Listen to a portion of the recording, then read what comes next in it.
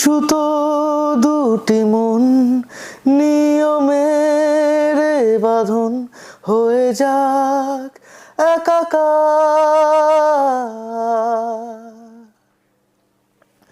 বিনি সুতোর টান, বিনি সুতোর টান, এভাবে হয়ে যাক আমাদের গান।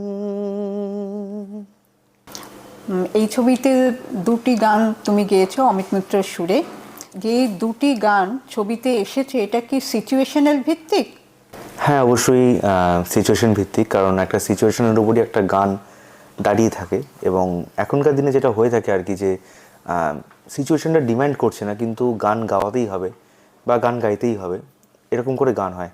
তো আমাদের মনে হয় যে শুধু আমার দুটো গান বলে নয়, এই সিনেমাতে যে কটা গান রয়েছে সব কটাই খুব সিচুয়েশন ভিত্তিক, মানে সিচুয়েশনকে কেন্দ্র করে গানগুলো তৈরি। আমার মনে হয় আমার গানগুলো অবশ্যই সিচুয়েশন ভিত্তিকই।